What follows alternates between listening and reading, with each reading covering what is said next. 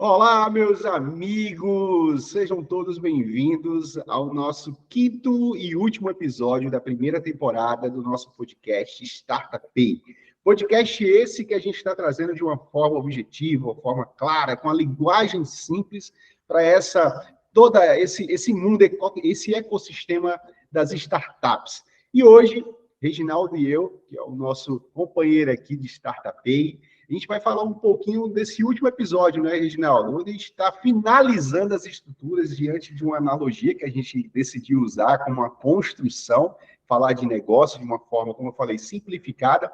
Hoje a gente vai finalizar essas estruturas. A gente fez a construção das estruturas, fizemos a revisão dessas estruturas e hoje chegamos ao fim da primeira temporada, que foi focada literalmente no empreendedorismo, né? Nessa parte de empreendedorismo.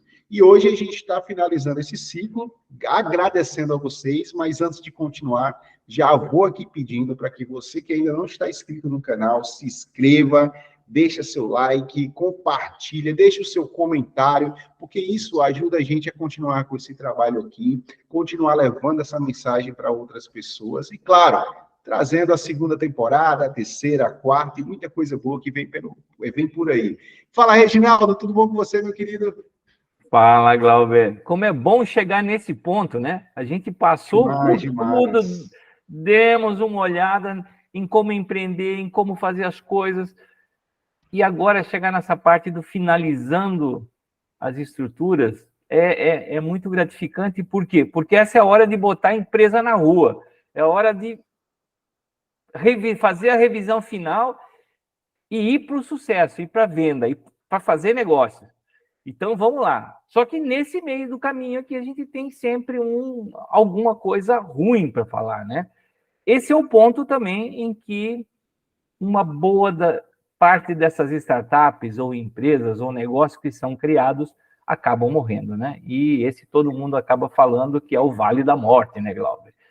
Não dá medo? É uma parte, né, que muita gente não gosta de falar, né? A gente está até pegando essa parte aí, final de outubro, Halloween, Vale da Morte, mas, infelizmente, né, é uma terminologia que é usada no mundo das startups, né, Reginaldo, para demonstrar aquelas startups que chegaram, se depararam com a situação que o produto não saiu como eles queriam, né? As vendas não estão acontecendo, o caixa da empresa não existe, e aí a maioria, não vou falar em percentuais, a gente estava até discutindo antes de começar o podcast, não vou falar em termos de percentuais precisos, mas a gente sabe que tem uma base aí, a mais de 50% das startups que chegam no Vale da Morte, né, Reginaldo, não conseguem chegar com vida do outro lado. Né? Esse é o ponto, né, Glauber? Onde o sonho vira pesadelo, às vezes. O sonho vira pesadelo, verdade, verdade, verdade. Mas aí existe, né? Existem formas de serem trabalhadas para que a sua empresa não se encontre no Vale da Morte, né? E uma das partes fortes é quando que a gente vai falar isso no episódio, na próxima temporada, né, Reginaldo? Mas uma das bases são as vendas, né? Você ter uma aceitação do seu produto e fazer com que ele alcance o seu cliente realmente e tenha essa propagação. Porque a gente sabe que uma empresa ela se mantém através de uma empresa que procura recursos, receitas, através das suas vendas, não é isso? Mas será que todas as startups estão prontas para vender, Reginaldo? Esse é o grande problema, né? E por isso que muitas delas acabam morrendo, Glauber.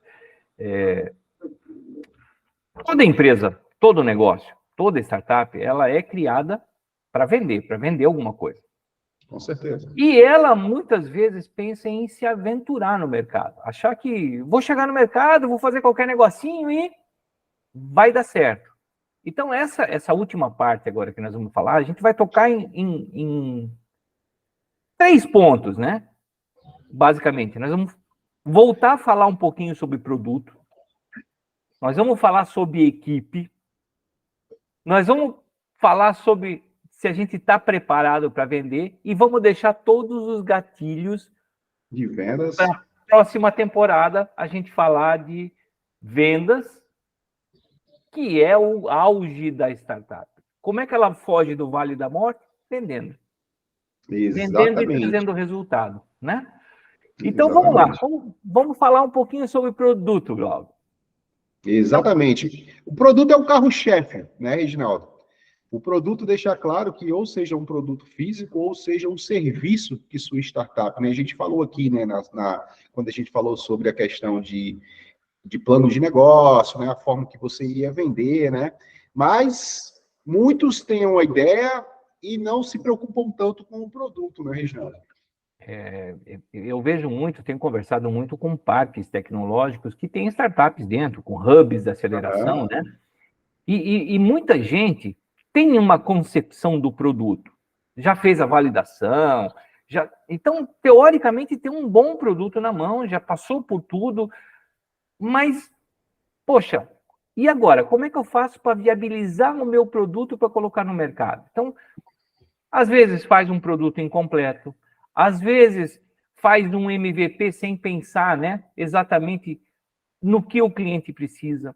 Às vezes utiliza ferramentas erradas para construir os produtos e depois, quando chega lá no cliente, simplesmente não funcionou, ou vai ter que fazer arrumações, e talvez vai ter que voltar para dentro de casa, revisar tudo isso.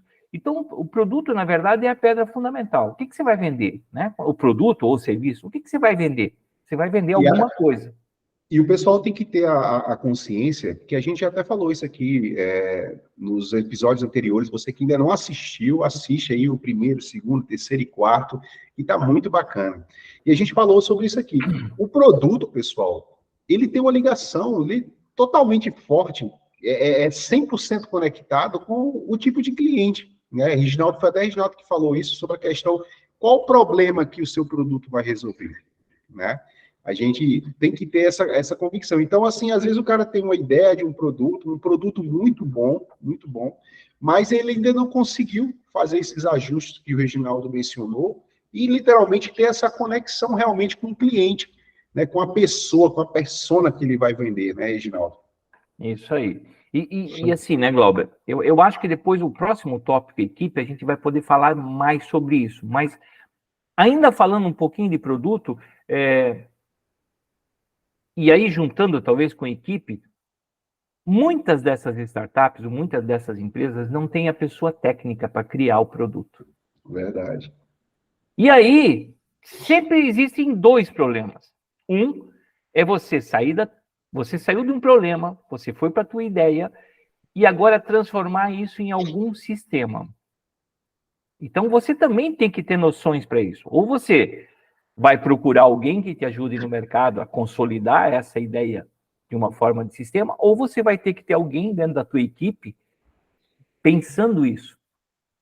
Porque não adianta simplesmente eu, um leigo, tentar ir lá e criar um produto. Quando esse produto for criado, pode ser que ele tenha pilhas de deficiências. A mesma coisa é não ter a pessoa de negócios. E por isso que eu falo que produto e equipe se misturam, porque a gente tem que ter papéis, né? Quais são os papéis dentro da nossa casa que vão fortalecer o produto? Se a gente não tem dentro de casa, a gente talvez vai ter que buscar um mentor, talvez a gente vai ter que buscar um consultor, talvez a gente vai ter que buscar ajuda numa aceleradora, num hub, em algum ponto que nos ajude a criar a concepção de um produto sistêmico, ou um produto, ou um serviço, mas sistêmico. Para quê? Para que ele realmente possa crescer depois. Porque eu canso de ver produtos que são criados e, na imaginação da pessoa, ela diz assim, isso aqui vai ser altamente escalável, e quando ela vai ver, ela esbarra no projeto sistêmico, onde ela não consegue escalar, ela não consegue ir para o segundo, ela não consegue ir para o terceiro. Imagine vender para 1 milhão ou para 100 mil. Então, essa criação do produto é muito importante. E hoje, por uma questão de facilidade de mercado, e eu não estou falando nada contra, por exemplo, ferramentas no-code, porque tem pessoas que usam muito bem. De novo, tem pessoas especializadas nesse mercado no-code. E tem pessoas que acham que eu vou lá e simplesmente faço alguma coisa no no-code sem conhecer nada de sistema também. Eu tenho que ter um pré-conhecimento. É o mesmo que eu... Por exemplo, a casinha do meu cachorro eu construo, porque ela é pequenininha, tá? Mas pensa se eu for construir a minha casa. Eu não conheço nada, eu não sei qual é a profundidade do alicerce, eu não sei absolutamente nada. Então, tudo na vida existem papéis, pessoas que podem te ajudar e pessoas que podem contribuir. E o produto requer tudo isso. O produto requer esse pré-conhecimento para que ele saia sólido para o mercado. E o Vale da Morte, a gente vê muito isso. Muitas pessoas morreram, as startups não conseguirem alavancar, porque elas não conseguem efetivamente botar seus produtos nos clientes e tornar eles sustentáveis, no sentido de que o cliente continue ajudando, usando, tendo resultado e ajudando a melhorar o produto. Então, o produto é a essência e a gente tem que cuidar muito, né? Glauber, o que E você você, diz aí? você tocou num ponto interessante quando você fala que muitas empresas no Vale da Morte acabam se perdendo, morrendo, com grandes produtos, né? É literalmente você ter uma Ferrari para andar numa cidade pequena que é cheia de quebra-mola, É, né? Você tem uma Ferrari, cara, uma cidade pequena cheia de quebra-mola, que a Ferrari é baixíssima, né? Então, essa questão que, Reginaldo, a gente já entrando nessa parte de equipe, ou você quer finalizar alguma coisa sobre os produtos não, aí, não. Reginaldo? Vamos entrar em equipe agora. Essa parte de Reginaldo ter feito essa conexão do produto com a equipe, ela nos remete a ter a concepção que o produto, literalmente, é o resultado de todo esse trabalho em conjunto, né? E quando a gente fala o quesito equipes, muitas pessoas também atribuem que a equipe simplesmente é só aquela parte que está lá na minha empresa. Por exemplo, fulano do marketing, fulano da parte de TI, fulano da parte... Realmente, são equipe. Só que a equipe ela vai muito mais longe do que tudo isso.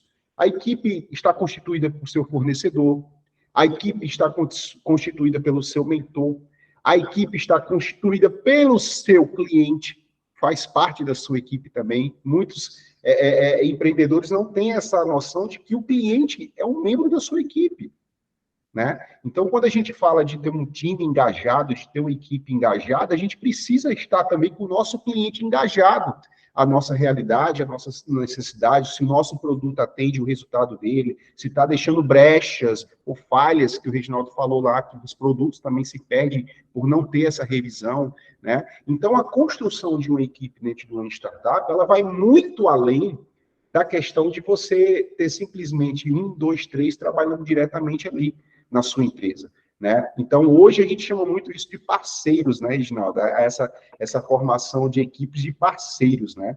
E é muito importante... Pode falar, Reginaldo. Eu até gosto de chamar um negócio diferente, os parceiros, porque assim, eu trabalhei muito tempo com a América Latina, e eles não gostam da terminologia parceiros. Que legal. Né? É um conceito. Parceiro é uma coisa que, quando se fala parceria, as pessoas não gostam. Dependendo do contexto, né? Muita gente leva para o lado. Isso, eles usam um termo que eu gosto e que, na verdade, está muito dentro da terminologia das startups, né? Na verdade, a gente não tem uma equipe, a gente tem um ecossistema da nossa empresa, né? Qual é o ecossistema da nossa empresa? Aquilo que você falou, Glauber. O cliente, o fornecedor, você, os teus mentores, a tua aceleradora, o teu hub, o que faz parte do ecossistema da empresa? Eu acho legal isso e aprendi com o pessoal da América Latina. A gente fala muito de ecossistema sempre global, né? O ecossistema das startups. Mas e qual é o ecossistema da empresa? O que ela precisa efetivamente para sobreviver? Então, é bom você fazer essa analogia do ecossistema, porque você olha para dentro e se espelha naquilo que você chama de ecossistema para fora da tua empresa. Verdade, verdade. Muito boa essa analogia do Reginaldo, e realmente traz para o nosso mundo, né? O mundo das startups, né? A gente escuta muito essa parte do ecossistema quando a gente fala de startup, né? E realmente de uma forma global, né? Mas aí vocês já viram, né? Ecossistema, parcerias, equipe, time, e tudo isso é necessário para que a sua startup ela tenha um desenvolvimento maior. Eu estava conversando com o Reginaldo, e quando a gente está iniciando, principalmente é você, a sua ideia e aquele sonho, né? Quando você está sozinho. E aí você é o cara de tudo, né? Você é o cara do marketing, você é o cara, como ele falou, você tem que desenvolver o produto, vai ter que estudar aquele produto. E só que quando você sai de um ponto seu, não de conforto, mas de um ponto de conhecimento, para adquirir conhecimento em outro ponto que não é a sua área, você vai estar aprendendo, realmente, mas ao mesmo tempo você está perdendo tempo, você está perdendo espaço, você está perdendo time de estar aumentando a produtividade daquela sua ideia, daquele seu produto.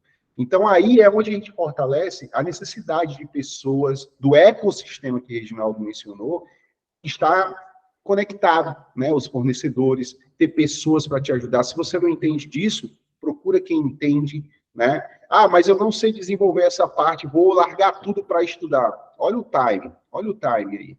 E o Vale da Morte, uma das coisas que batem também no Vale da Morte, são as startups que se perdem no tempo, né? Elas se perdem muito com a questão de ter um produto legal, mas às vezes não saber como chegar ao cliente.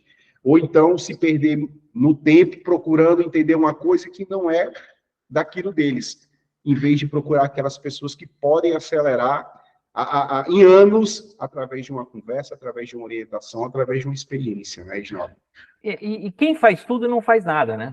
Esse Quem faz tudo não faz nada. Porque realmente, se você tem o teu foco, eu até entendo, né? Eu já passei por isso também, de ser one man show, né?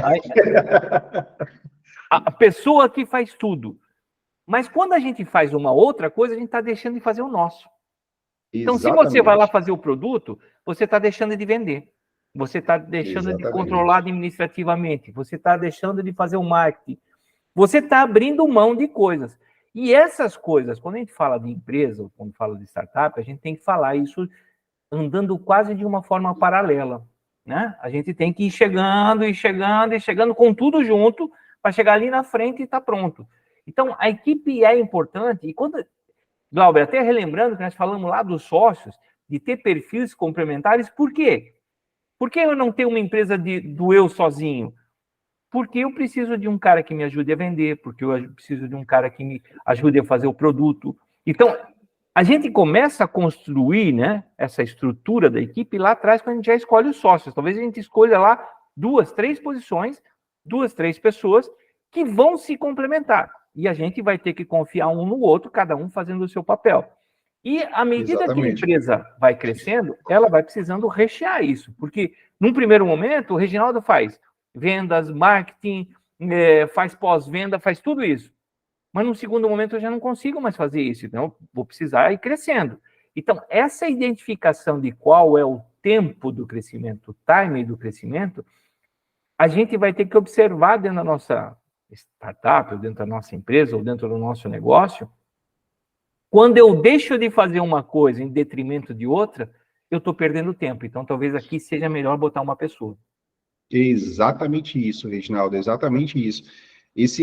Essa consciência do timing, ela é divisor de águas, né? De você procurar, mas ainda tem pessoas dentro das startups que estão iniciando que ainda vivem com uma venda nos olhos a respeito disso, né? E aí entra aquela questão dos sócios que o Reginaldo falou, que são algumas das atribuições, a questão da confiança, né? Muitos ainda ficam com medo, não, eu vou fazer isso aqui porque se eu não fizer, ninguém faz igual a mim. Cara, essa mentalidade, a gente tinha isso há umas 2 décadas atrás, né? Que se eu não fizer, ninguém faz igual a mim. E se a gente ainda continua com esse tipo de pensamento, ou essa cultura dentro desse ecossistema, vai chegar uma hora que o Vale da Morte vai abrir as portas, não dá tempo nem você respirar, e você está lá dentro e não sai mais, né? Eu vou te colocar no fogo agora, Glauber. A importância de um líder nesse contexto inteiro. Alguém que faça realmente as coisas andarem ou em paralelo ou de forma síncrona. Alguém que olhe o todo e consiga liderar. Como o Glauber é um especialista nessa questão de liderança, eu vou deixar ele falar porque ele vai falar muito melhor que eu. Quando a gente fala, obrigado, Reginaldo, quando a gente fala de liderança, né, a gente tem sempre aquele entendimento, uma pessoa está sempre à frente, né? Eu gosto muito de usar a ideia de que o líder não é aquele cara que está à frente, porque quem está à frente deixa algo ou alguém para trás. Eu gosto muito dessa reflexão. O líder é aquele cara que ele está entre. Literalmente, ele é a conexão de tudo isso, né? É a pessoa que ele tem sim algo à frente, que é a visão. Faço até analogia com aquele desenho dos Thundercats, né, da década de 80, 90 aí, que o Lion pegava a espada, né, e fazia, espada justiceira, me dê a visão além do alcance. O líder, ele precisa ter esse superpoder destravado, uma visão além do alcance, né? Então, a importância de um líder de uma empresa, seja uma startup, seja qual for a segmentação dela, é crucial para o desenvolvimento. Aí você fala, poxa, mas eu não nasci para ser líder. Ninguém nasceu para ser nada. A gente pode ser o que quiser ser, né? A liderança é algo que se constrói, é algo que se aprende, é algo que se desenvolve. Só que para isso acontecer, eu preciso das ferramentas certas, eu preciso das pessoas certas e preciso ter algo fundamental. Como eu falei para vocês, a visão além do alcance. Aonde a sua empresa deseja chegar? Em tal canto. Quem precisa estar comigo para que eu chegue naquele canto com mais velocidade, com mais coerência, com mais conexão? É aí que entra a formação do ecossistema da equipe, né, do fortalecimento. Então, o líder ele vai estar lá. Olha, a gente precisa disso aqui, essa orientação deve ser feita dessa forma. A comunicação é uma das principais ferramentas do líder, né? Uma das principais armas que o líder tem, que tem muito cara que é bom na liderança, entre aspas, por que entre aspas? Mas ele às vezes não sabe se comunicar bem, né? E a comunicação ela tem que ser clara, tem que ser objetiva, tem que ser direcionada e tem que saber se ela realmente foi alcançada. E é através disso que esse ecossistema ele consegue fazer essa conexão. Fornecedores, clientes, produtos, né? Pessoas que estão alinhadas com você. Então, essa formação de um líder dentro da empresa, e pode ser você, o líder da sua empresa, líder não é só o cara que teve a ideia e criou. Existem grandes companhias aí que o cara teve a ideia, criou a empresa, mas ele não é o líder da empresa. Né? Ele é o diretor, ele é o presidente de alguma coisa e tal, mas ele tem o líder dele lá. Né? A gente tem aí uma grande empresa de telefonia que hoje está na mão de outra pessoa, para não citar o nome aí da grande empresa, que todo mundo sabe qual é, que está na mão de uma pessoa porque o seu dono chegou a falecer, mas como esse cara era um grande líder, foi um braço de confiança dele, está dando continuidade aí, né? Até melhor do que estava sendo feito. Né? Então, a liderança é fundamental e é essencial para o desenvolvimento de qualquer negócio, principalmente no startup. Um líder é capaz, se ele tiver um ecossistema, como o Reginaldo falou lá, conectado, de tirar qualquer tipo de empresa do Vale da Morte. Concorda, Reginaldo? Concordo plenamente nesse ponto. Por isso que eu te deixei falar do líder, porque você fala esplendidamente, é a tua vivência. Obrigado. E assim, eu penso algumas coisas, mas eu não tirei toda essa conclusão aí que você teve. Eu acho o líder sempre um papel fundamental em qualquer coisa. Qualquer coisa que a gente vai fazer, né? Qualquer coisa. Não só uma startup, a gente tem um projeto aqui de fazer qualquer coisa. Ter alguém que consiga conectar as coisas. Literalmente. Conectar, escutar, fazer ações em cima disso de uma forma rápida, né? E é isso que a gente fala das startups. A gente pode até errar, mas tem que reagir rápido. Tem que colocar ação. E quem pode ver isso? É o líder. O líder é o grande negócio. Por quê? Porque às vezes também a gente, como equipe, né? Se põe às vezes no teu lugar na equipe. Tem um problema na tua área. Putz, você já não tem tempo de levar aquilo ali adiante. As outras coisas adiante. E você ainda precisa corrigir isso aqui que você sabe que está errado. E às vezes você titubeia e diz assim, putz, se eu fizer isso aqui, eu não faço isso ali. Então vou continuar fazendo isso aqui, só que aquele erro vem. De repente o líder vai olhar isso e no contexto geral ele vai dizer assim, cara, mais importante do que continuar a fazer outras coisas é voltar e a gente arrumar isso aqui rápido, porque isso aqui vai ajudar lá na frente. É alguém que tenha o olho isento. Eu sempre falo isso, né? O líder é o cara que tem, às vezes, o olho isento. Ele vai olhar as coisas, vai isentar. Não quero saber quanto a gente vai ter de trabalho, não quero saber se nós vamos ter um custo a mais ou a menos, mas a gente precisa resolver isso. Alguém que toma a decisão. Exatamente isso, exatamente. A importância, né, de se ter uma construção feita em algo sólido, né? E a liderança, ela é uma dessas bases sólidas, né? A gente falou tudo isso dentro aqui dessa temporada de empreendedorismo, mas ao mesmo tempo que tudo isso é construído, a construção de uma liderança ela é essencial e fundamental, né, para a empresa poder se desenvolver. E Reginaldo fala uma coisa muito legal, que quando a gente fala em liderança, a gente não fala empresa, né? A gente fala de qualquer coisa que a gente vai fazer na nossa vida, a gente precisa ter usar essas atitudes, as habilidades de uma liderança para a gente alcançar bons resultados, né? Então, seja na família, seja na vida social, seja na vida empresarial, enfim, profissional, em tudo que a gente for empregar, se a gente trabalha com preceitos de uma liderança, a gente consegue obter grandes resultados, consegue ter uma visão, a visão de isenção, a visão do além do alcance, porque o objetivo maior é essa conexão, né? Criar essa conexão, né? E criando essa conexão, a gente tem aquele ecossistema que o Reginaldo mencionou, que eu achei incrível essa analogia que ele fez, tirou um pouco daquela ideia, né, da gente do global, de tudo, né? Mas quando a gente faz esse reforço dentro da parte de equipe. E assim, Glauber, até complementando esse negócio do ecossistema, né? Eu sempre vejo tudo, na verdade, na vida da gente, são ondas, né? Então, os ciclos são maiores, eles vão se afunilando, mas eles continuam tendo que ter o mesmo pensamento, né? Vai ser um ecossistema. A tua família é um ecossistema teu. É verdade. É o teu ecossistema de casa. Você tem o teu ecossistema da empresa, você tem o teu ecossistema do clube, sabe? Tem coisas que, apesar de parecerem independentes, elas são dependentes uma das outras, né? Então, para mim, isso virou um ecossistema. Mas, ok, vamos lá, vamos pular agora. A gente já falou se a gente tem um produto bom, se a gente consegue fazer, e também tem uma equipe legal. E aí, começa o quê? Tenho tudo isso, eu tenho que ser para o mercado. Então, estamos preparados para vender? Né? Esse é o ponto. E eu queria voltar um comentário só, no último vídeo, no último podcast que a gente fez, surgiu uma pergunta lá sobre nicho de mercado. Uhum. A gente falou sobre persona, a gente falou sobre modelo de negócio, a gente falou sobre modelo de monetização, e veio uma pergunta falando de nicho de mercado. E, assim, como é que eu vejo o nicho de mercado? Por exemplo, numa das startups aí que eu trabalho, a gente olhava o nicho de mercado, assim, todos que desenvolvem software. Esse foi o primeiro negócio. Todos que desenvolvem software significa setores do governo que desenvolvem software, setores de empresas que desenvolvem software, empresas de software, né? Só que isso aqui é um nicho amplo. Eu consigo atacar todos de uma vez? Não. Se eu for fazer isso, porque cada um tem o seu comportamento. Aí a gente disse assim, não, a gente vai atacar só empresas que desenvolvem software. Só que dentro disso a gente tinha também duas divisões. Tinha as empresas que desenvolvem software e tem um produto, e as empresas que desenvolvem software como uma fábrica de software. Para qual dos dois é mais fácil vender? Opa, para empresas que desenvolvem software e tem um produto. As outras é um negócio muito mais amplo.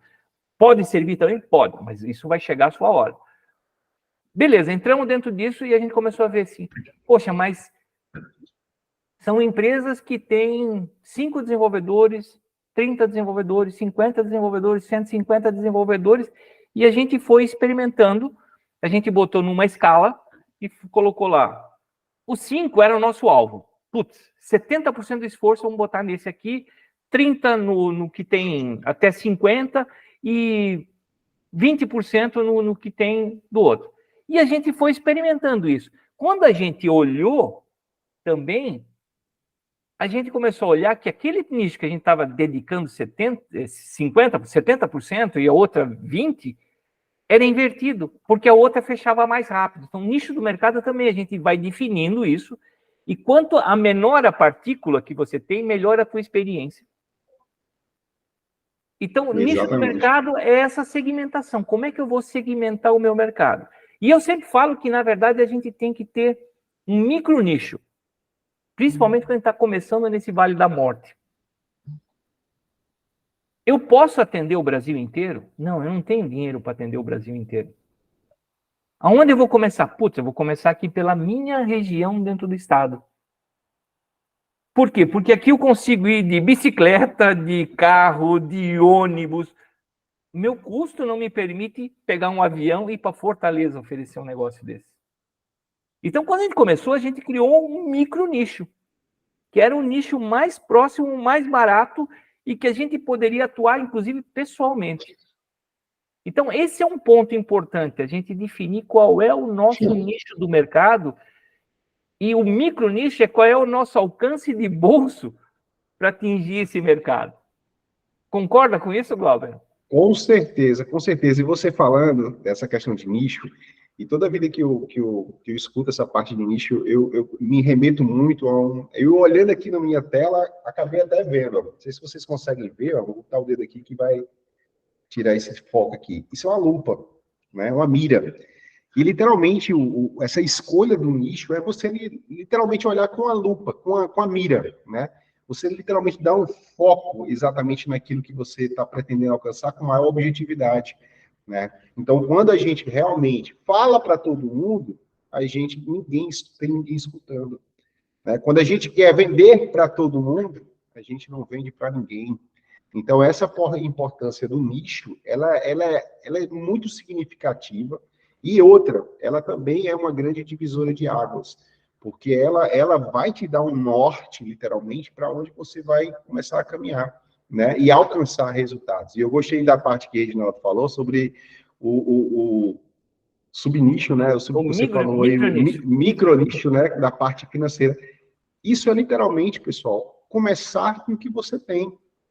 Né? As pessoas, muita gente, às vezes, já definiu, já tem tudo planejado, e fica procurando, às vezes está aqui do seu lado, cara. Coisas que você pode atuar dentro daquilo que você já se determinou fazer, está aqui do seu lado, né? Então, essa parte aí de você analisar isso, a questão financeira, de você começar a trabalhar com mais detalhamento, ou seja, com mais foco, com mais mira, isso traz muitos grandes resultados. Né? É por isso que muitas empresas também chegam ao Vale da Morte por não ter essa definição clara, né? Eu vou contar uma história rápida aqui. Fique à vontade. Aconteceu comigo, né? Estou vendendo para uma empresa em São Paulo. E qual era o alvo? O Brasil inteiro. Oh, beleza, vamos lá, vamos vender o Brasil inteiro. Aí um dia eu estava muito assim, eu vou fazer um teste. Peguei o prédio que a gente estava e fui andar por andar, conversando com as empresas que estavam ali, entendendo quem tinha de empresa naquele prédio que a gente estava em São Paulo. Só dali me saíram 7 prospects. Caraca, legal. Que eu acabei de vender. Quantas vezes a gente dá o tiro lá longe e o cara está sentado na cadeira acima da tua cabeça porque ele está num prédio. E esse lá longe ia comprar, talvez, logo direto, e você não ia alcançar aquele seu próximo, né? Exatamente. Então, quantas vezes isso para mim serviu de história de vida? Por quê? Porque a gente sempre almeja ser grande. Então, eu vejo muita startup mal começando e nem passou pelo Vale da Morte, pensando em internacionalizar. Ela não vendeu na região dela, ela não vendeu na cidade dela, não vendeu no estado dela, não vendeu no Brasil ainda. E já está pensando em internacionalizar. Então, o micro nicho é exatamente isso. Aonde o teu bolso alcança agora? O que pode não te trazer tanto prejuízo e mais rapidez nisso? E se for para errar, putz, erra rápido e localmente. Corrige mais rápido ainda. E vai em cima disso. Então, esse parênteses do nicho, como foi uma pergunta muito legal, que veio essa pergunta também, um feedback bacana, além de outro, por exemplo, que falou assim, cara, fiz a minha primeira venda depois do podcast de vocês. Escutei algumas coisas lá e fiz a primeira venda de uma startup. Achei super legal essas coisas, porque isso nos diz que a gente está no caminho certo de falar as coisas e exemplificar. Esse teu negócio do alvo é isso mesmo. Alvo. Qual é o meu alvo? Adianta eu mirar num alvo a 15 mil quilômetros? Não, nem tenho arma para isso. Então eu vou mirar no de 500. Ou no de 300, se eu me sinto mais seguro, né? Exatamente. E você vê, né, que isso tudo que a gente falou, como o Reginaldo falou, desse nosso espectador, telespectador aí, né, nosso acompanhante aí, nosso seguidor, é gratificante, né? A gente vê os resultados começarem a fluir, né? Então, isso aí foi algo que a gente, no planejamento do nosso podcast, usamos a mira, né? Para saber aonde a gente ia ter o foco principal, né, Reginaldo? Exatamente. Reginaldo, quer complementar mais alguma coisa para antes que a gente dê muito spoiler aqui no que vai vir aí na segunda temporada, né? Que vendas. eu vou só falar uma coisinha e daí depois nós vamos já falar um pouquinho do próxima temporada. Quando a gente está nesse Vale da Morte, ou quando a gente pensa em começar a vender, a gente tem que achar o que o mercado chama de early adopter. Quem vai adotar primeiro o nosso produto? Então, busca esse cara. E explica para ele, seja claro assim, meu produto não tem nenhum cliente ainda. E eu queria você como cliente. Vamos embora nessa? O cara que te disser sim, é porque ele está disposto a inovar, ele está disposto a acontecer erros, porque ele está com a ideia clara de que é um produto novo, que ele também não conhece, nem você também conhece o alcance, e ele está na mesma batalha que você. Ele quer trazer uma revolução para dentro da empresa dele, baseado numa revolução que vem de fora. Cara, vai ser teu companheiro de guerra. Então pense, quem pode ser os teus early adopters? Quem podem ser as pessoas que vão confiar e melhorar o teu produto? Busca este alvo dentro do nicho, do micro nicho, vai dentro de alguns que buscam exatamente isso, serem inovadores. Porque eu canso também de ver empresas que o cara diz assim, eu quero produtos bem inovadores, mas quantos clientes você já tem? Cara, esse cara não quer ser inovador, porque se esse meu produto já está em vários clientes, na verdade, a inovação já está acontecendo nos outros e pode até na concorrência dele. Ele pode ser um grande imitador, às vezes, né? Então, o early adopter, não. É o cara inovador, é o cara arrojado, é o cara que vai fazer o teu negócio alavancar, porque, além de tudo, ele vai ser uma referência muito boa para você no mercado. E agora, Glauber, daí sim. O que nós vamos falar na próxima temporada, Glauber? Olha, a próxima temporada está literalmente imperdível, pessoal, imperdível, né? Você sabe aí que vendas, né? Vendas é o mecanismo que gera receita, que traz resultados, que faz a sua startup alavancar, né? Então, essa segunda temporada todinha aí, serão 4 a 5 episódios, voltada para a parte de vendas. Então, aqui a gente vai trazer conceitos de vendas, vai trazer casos, né, casos de sucesso de venda. Reginaldo tem muita história legal aí para trazer para a gente. A gente vai trazer algumas técnicas de vendas, vamos falar de algumas situações, objeções, quebras de objeções. Olha, então essa segunda temporada está literalmente imperdível, e ela literalmente agora a gente vai estar construindo aí a parte de força, de energia da nossa casa, né? A gente vai começar a fazer algumas instalações nela agora aí, né, já dá força a ela, né? Com as vendas. Mas nós vamos dar energia para as casas. É isso aí. Esse é o ponto. E dentro desse contexto todo que o Glauber falou, é muito também, a gente vai colocar algumas questões que são técnicas de vendas. Exatamente. Comportamentos de vendas. Eu acho que isso tudo vai ser muito interessante, porque não é só vender o teu produto. Eu acho que vender o teu produto, se ele está bem preparado e você tem uma equipe de sustentação muito boa no contexto inteiro, é legal, mas sair para o mercado é uma coisa difícil. Eu passei por essa dificuldade, Glauber, porque eu era um técnico. E chegou uma hora eu tive que mudar o meu perfil para ser vendedor. Por quê? Porque eu fazendo o melhor produto dentro da minha casa, ninguém vem comprar, ninguém nem me conhecia. Eu tive que sair para vender. E eu tive vários problemas meus, pessoais, assim, de como é que eu vendo?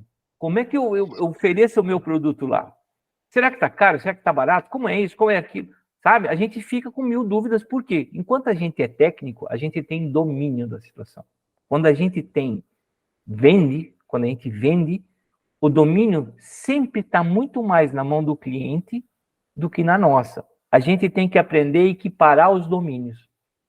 E aí sim a gente vai conseguir vender. Então, quando a gente pular um pouquinho os degraus, né, quando a gente chegar não acima do cliente, nem abaixo do cliente, mas no mesmo nível dele, oferecendo uma coisa que realmente traga valor para ele, e a gente consegue expor esse valor, esse é o segredo da venda. Elas acontecem por quê? Porque existe a sinergia entre as duas partes. E assim, e vendas, pessoal, quando eu fiz a analogia lá da energia, da força, é literalmente isso, né? É um mecanismo agora que vai fazer, a gente vai começar a construir o gerador da nossa casa.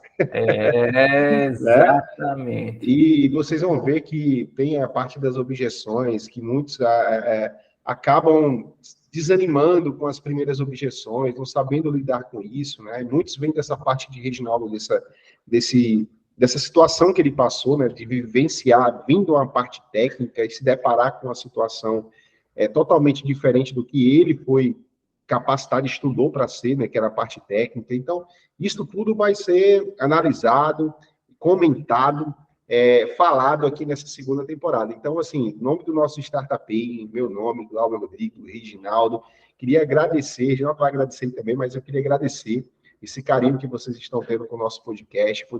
Quase todo dia, Reginaldo manda um feedback. Olha, encontrei uma pessoa tal, o Reginaldo viaja muito com essas startups, esses eventos.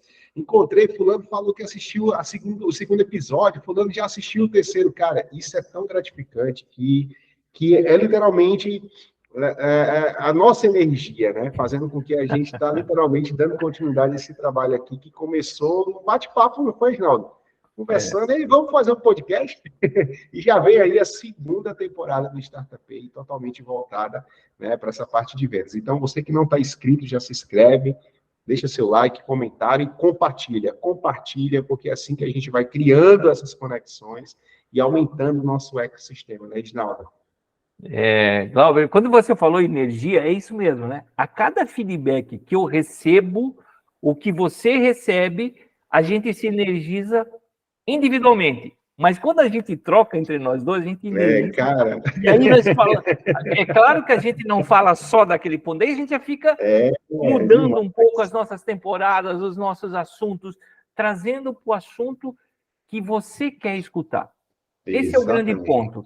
Então, as pessoas que realmente nos procuraram aqui, a gente incluiu os assuntos nesse contexto inteiro. E por isso que a gente ia ter 3 episódios dessa primeira temporada. A gente acabou tendo 5 ao todo. 5 episódios. A gente incrementou com o que o pessoal queria saber, com as curiosidades. Alguns deixaram o recado lá no YouTube, alguns mandaram recado individuais para nós no LinkedIn, outros no Instagram, e assim foi indo e foi crescendo essa massa de conhecimento que a gente botou na primeira temporada. A segunda temporada é uma temporada muito mais polêmica, porque é a grande dificuldade de toda startup, vender. E não é só da startup, isso é de qualquer negócio. Qualquer negócio. Qualquer a gente coisa. Está sempre vendendo, né, Reginaldo? A gente precisa estar vendendo, né? E a gente aqui também, quando o Glauber falou que a energia vem para a gente, é por quê? Porque quando vocês nos assistem e quando vocês nos dão seu feedback, são as nossas vendas. Quer dizer que aquilo que a gente está fazendo aqui deu algum valor para alguém. Apesar de nós não estarmos vendendo absolutamente nada aqui, mas é uma venda. Vocês nos assistirem, nos darem audiência, é uma venda. É um ponto que nós ganhamos. A gente não tem o Ibope do podcast, mas está muito bom aqui. Está excelente, excelente. A cada dia melhor, se Deus quiser, e a gente vai crescendo com todos vocês, né? Então, meu agradecimento, assim, imensamente, né? Muito obrigado e continua. Chama aquele seu amigo que ainda não conhece o Startup Pay e vamos juntos nessa aí, gerar grandes resultados na sua startup, ouvindo vocês, como o Reginaldo disse, isso aqui é feito para vocês. É feito para vocês, do que vem de vocês, né? Então, Glauber, vou dar um abraço aqui para todo mundo, agradecer você nessa primeira temporada que a gente criou do nada, a gente conseguiu realmente chegar, eu acho, no objetivo que a gente queria. E estamos conseguindo uma boa audiência, bons retornos. Então, muito legal, agradecer você, agradecer a audiência, pedir realmente para vocês compartilharem. Tem uma pilha de startups que precisam escutar muitas dessas coisas que estão aqui. Elas só escutam palavras de incentivo e muitas vezes levando na direção errada, e por isso que muita gente vai para o Vale da Morte. E a gente está fazendo exatamente o contrário. A gente está tentando avisar todo mundo, melhorar os caminhos para que esse Vale da Morte, cada vez a gente fale menos. E a gente comece a falar do Vale do Sucesso, que é o quê? Se você não é uma startup escalável, mas o seu negócio é rentável. Então é esse ponto que a gente quer chegar. E a gente quer deixar de ter startups no Vale da Morte. Nós queremos ter no Vale do Sucesso. Não é isso, Glauber? Exatamente, exatamente. A gente vai ficando por aqui. Fiquem com Deus e até o próximo episódio da nova temporada, o primeiro episódio da segunda temporada, recheado aí de muita coisa ligada a vendas. Valeu, Reginaldo. Obrigado, meu querido. Valeu. Abraço.